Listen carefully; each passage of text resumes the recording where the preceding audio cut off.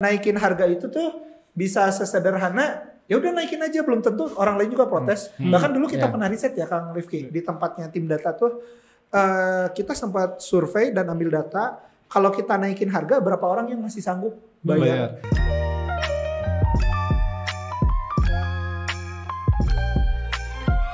Assalamualaikum Juragan. Waalaikumsalam warahmatullahi wabarakatuh. Kembali lagi di Ngobrol Bareng Yubi episode ke-7. Setelah sebelumnya penutupan Suara Rakyat. Aduh. Teman-teman, terakhir kita ngebahas bagaimana cara dapetin profit 100 juta. Nah, sekarang di pembahasan kemarin kan kita sempat ngebahas 5 ways to increase your business profit. Salah satunya kita review lagi, ada yang pertama adalah lead dikali angka konversi sama dengan customer dikali jumlah pembelian berapa rupiahnya, terus dikali margin. Ini dikali omset transaksi, jumlah transaksi dalam satu frekuensi tertentu, bisa harian, bulanan atau tahunan, sama dengan omset. Nah, omset ini baru dikali persen margin sama dengan profit. Nah, sekarang kita mau ngebahas mengenai bagaimana meningkatkan margin usaha. Yang kita tahu sebenarnya sebelum kita ngobrolin ke sana, jadi beberapa waktu ke belakang tuh saya sempat dengerin podcast di mana ada satu riset mengatakan bahwa CEO terbaik tuh rata-rata adalah insinyur. Ya. Kenapa insinyur? Salah satunya mereka berpikir analitis dan matematis. Karena mereka punya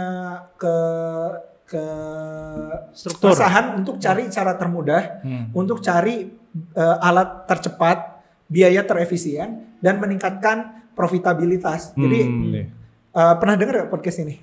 Pernah. Gimana katanya kalau buat jadi CEO terbaik tuh? Ya, itu. Jadi insinyur itu mungkin ada beberapa tipe juga sih. Jadi kayak ada insinyur yang memang dia terlalu teknis. Jadi terlalu teknis tuh dia ngurusin hal-hal yang kecil gitu. Dia pengen ikut bukain baut, ikut ngerangkai gitu. Itu bisa jadi bukan cocok untuk jadi CEO, maksudnya kategori insinyur yang tadi ya. Jadi insinyur yang mungkin tadi cocok untuk jadi CEO tuh insinyur dengan mindset futuristik atau berpikir ke depan gitu. Dimana keahlian insinyur ini, efektivitas ini dipakai untuk pengelolaan sumber daya manusia.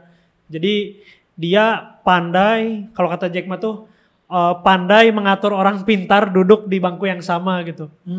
Jadi dia cari cara seefisien mungkin untuk mereka saling bekerja sama untuk visinya tadi bisa diwujudkan gitu. Ini insinyur yang kalau gak ada aku gak jalan. Berarti dia sibuk di konteks yang teknis. Ya, teknisian. Ya, terlalu teknis. Teknisi ya.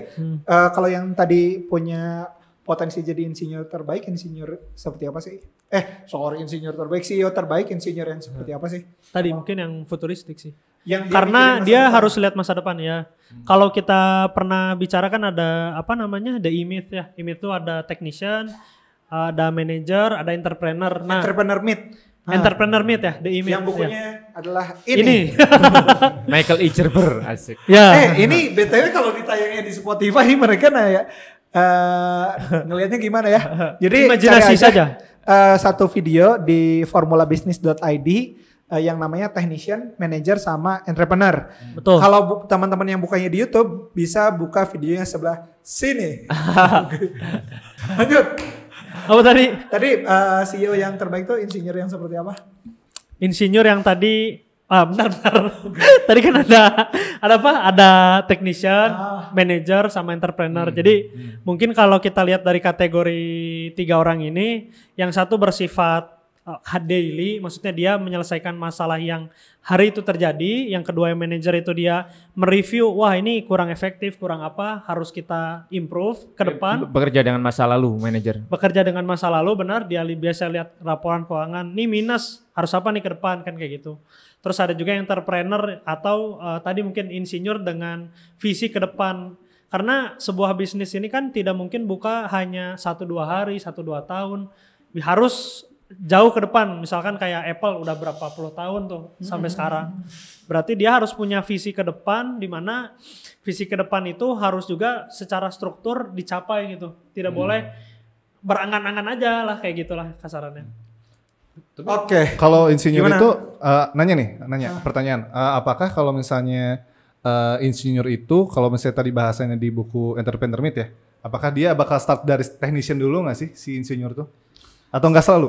Nggak, sebenarnya di konteks ini si insinyurnya di podcast itu tuh saya dengarnya bukan gelarnya sebenarnya, tapi mindset seorang insinyurnya. Jadi buat teman-teman yang misalnya sekarang lagi buka bisnis dan tidak punya background insinyur, ente insinyur ya?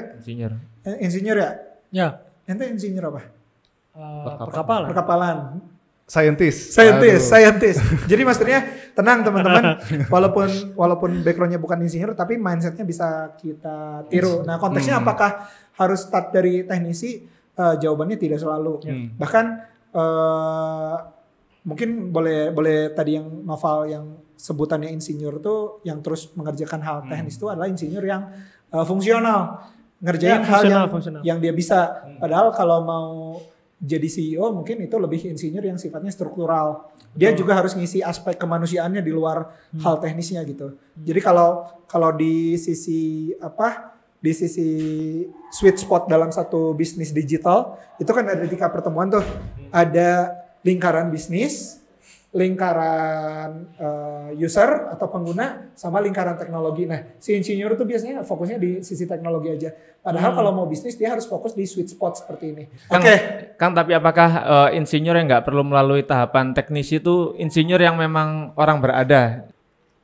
Pertanyaanku, apakah orang yang belum berada, nggak punya modal, berada di mana? Maksudnya nggak punya uang, bukan punya warisan banyak. Apa bisa langsung ke tahap entrepreneur tanpa ke teknisi gitu? Sebenarnya bahkan nggak perlu disebut insinyur aja. Waktu itu ada contoh ya misalnya Steve Jobs sama Steve Wozniak. Dia nggak punya skill ngoding. Dia nggak punya skill ngoding. Dia bahkan kuliahnya aja nggak lulus. Tapi ini bukan sebagai bentuk biar saya sukses, saya nggak usah lulus kuliah, nggak perlu ya. Nggak lulusnya harus dari Harvard juga. Nah itu ya. Mereka nggak lulus sudah punya karya ya. Jangan seperti ini. Oke. Nah tapi poinnya ternyata skill teknologinya tuh itu ditutup sama si Steve Wozniak. Dan waktu itu kita tahu juga dia mulainya dari garasi. Jadi konteks tanpa modal di beberapa kasus mereka bisa tanpa modal. Stocky bisa nih. Apa? Stocky bisa kayak Apple. Oh, dimulai dari garasi. Iya. Sebenarnya ya? Di UB ada yang mirip Steve Jobs pakaian. Siapa? Steve kurang job. Ini Steve Jobs. Ini Steve kurang job.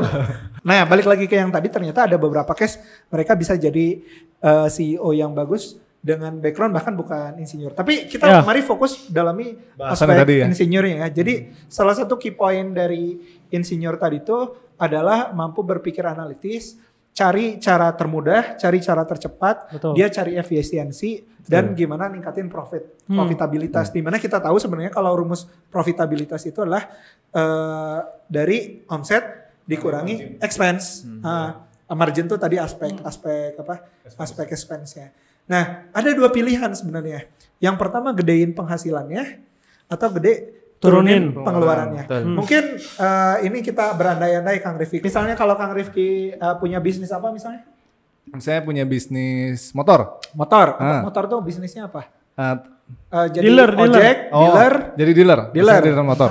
Misalnya jual motor, HPP-nya 10 juta, saya jual 15 juta. Nah, dengan istilahnya menaikkan profit itu kan kita dengan menurunkan HPP, misalnya HPP-nya turunkan jadi 9 juta atau 8 juta, itu kan perjualan per motornya kayak dapat profit yang lebih besar.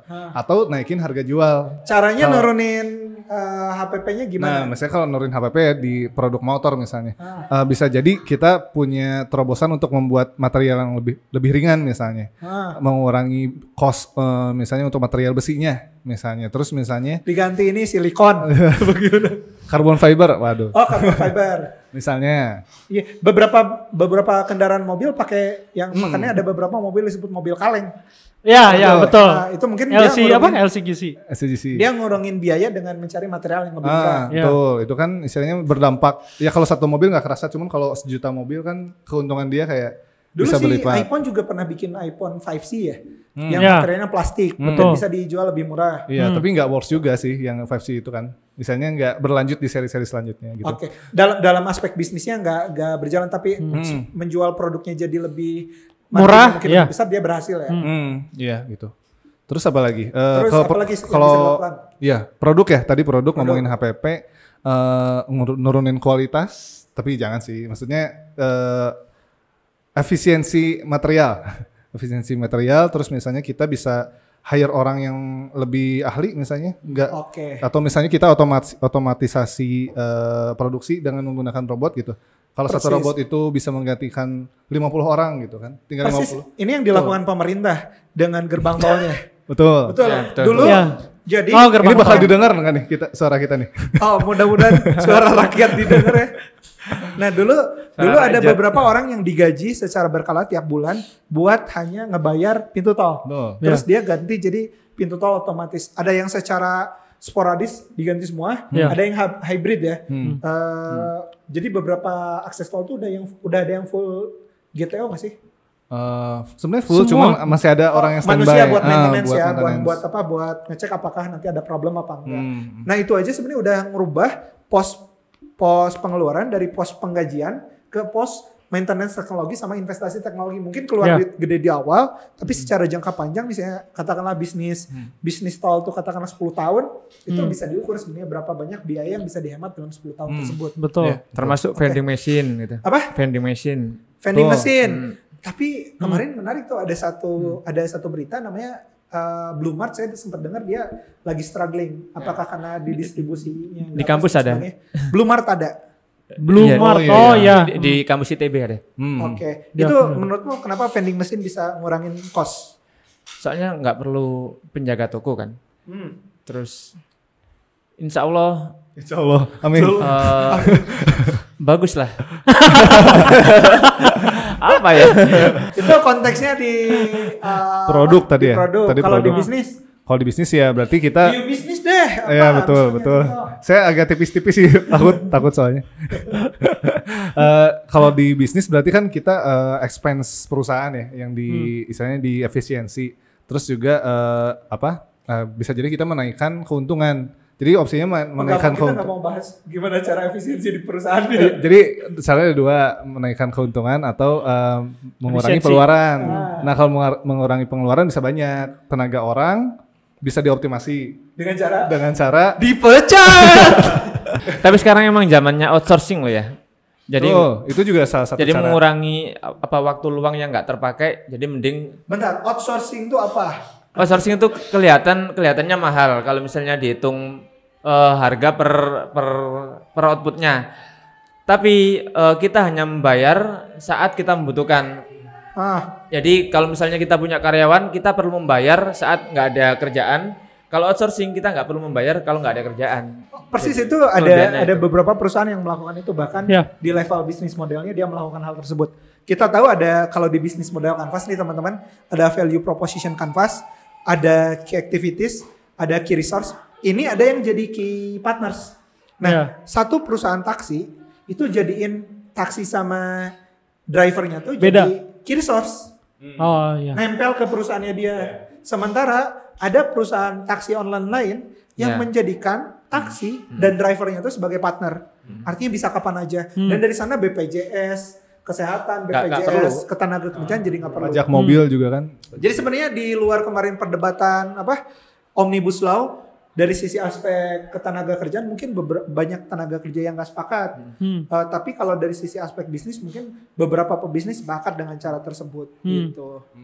Nah itu contoh ya buat apalagi selain dari aspek sumber daya, tenaga kerja. Terus aset juga. Aset dengan cara. Jadi misalnya kita punya kantor sendiri atau kita sewa kantor. Oke. Nah, atau kalau kita nggak punya kantor sama sekali. Atau remote.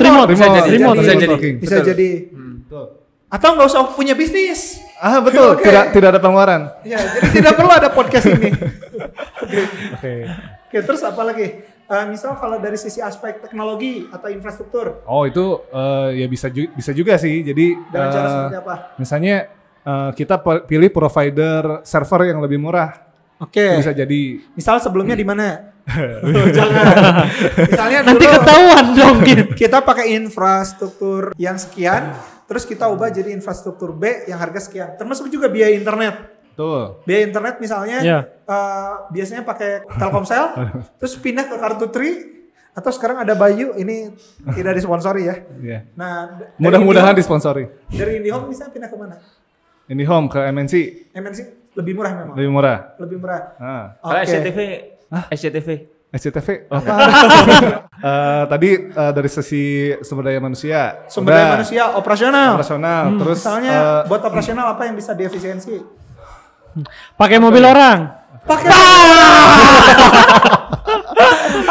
Perjalanan dinas harusnya punya mobil atau punya budget minjem tanpa disewa. Rintihan yang mobilnya sering dipinjam. Oke, sekarang saya pengen tanya Denny. Kalau Denny, Kang Rifki nanti ya soal menaikkan keuntungan. Denny kalau jadi CEO UB, apa yang akan Denny lakukan buat meningkatkan efisiensi perusahaan? Mungkin misalnya dari tenaga kerja apa yang Denny mau lakukan? Kalau tenaga kerja mungkin aku akan kecilkan timnya. Dengan cara? Dengan cara mungkin tim-tim yang aku nggak butuh dia sepenuh waktu, cuma by project, aku limpahkan ke outsource. Nah yang udah ada diapain Den? Yang udah ada fired. Nggak fired tapi didorong untuk mengundurkan diri. Mungkin opsi yang tadi Kang Rifki bilang kita mungkin nggak butuh kantor, itu juga mungkin bisa jadi. Enggak, ini masih ngomongin SDM. Udah tadi. Tadi misalnya SDM lagi. Misalnya dengan cara kalau ternyata dia nggak cocok, kita job posting ke mana? Ke perusahaan lain. Yang terdekat dulu aja. Jadi kuncinya efisiensi itu apa ya? Meniadakan yang tidak perlu. Kalau di bukan peribahasa, kata-kata industri Mutiara. Jepang. Kalau ditranslate kalau bahasa Jepangnya itu 5S. Tapi aku lupa. Tapi kalau di bahasa Indonesia ada 5R. Ringkas. Jadi ringkas itu apa yang nggak dibutuhkan diringkas. Dibuang. Oke. Terus rapi. Jadi sekarang itu mungkin kita nggak bisa menentukan mana yang perform, mana yang nggak perform. Itu dirapikan. Kayak misalnya laporanku, aku hari ini menghasilkan ini. Kalau dirapikan kan bisa dievaluasi, ternyata ini kurang. Ya. Terus resik itu tadi efek lebih lanjut daripada ringkas. Jadi kalau yang nggak dipakai itu dibuang. Terus rapi, terus rajin dilakukan terus menerus tanpa putus asa. Jadi jangan berhenti. Kita udah mengevaluasi 1 bulan itu terus berhenti. Ya itu harus rajin dilakukan. Mungkin itu 5R. Oke, itu di aspek yang lain Dan kalau kamu aspek yang lain. Jadi CEO UP berarti bukan di SDM lagi ya. Mungkin yang tadi nggak perlu kantor kayaknya. Kita kantor kan kayaknya mahal banget. Betul. Kita dorong untuk semuanya online, kan kita bisnis online. Tapi kantornya offline. Ya kantornya harus kita buat online kalau misalnya aku yang jadi CEO. Pokoknya perubahan-perubahan yang kita nggak perlu membayar lah. Intinya kayak kita, saya kan bisnis toki. Kalau mau sebar brosur atau nempel spanduk itu harus punya ruko. Tapi saya nggak punya ruko.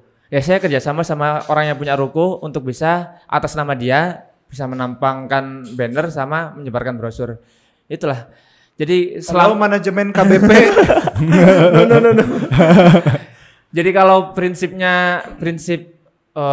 di organisasi namanya ludruk. Itu selagi kamu bisa pinjam, jangan beli. Gitu. Intinya gitu. Kalau bisa besok. Tapi ini jangan didengar orang yang suka dipinjamin. Harusnya. Itu prinsip. Itu mirip jangan baca buku.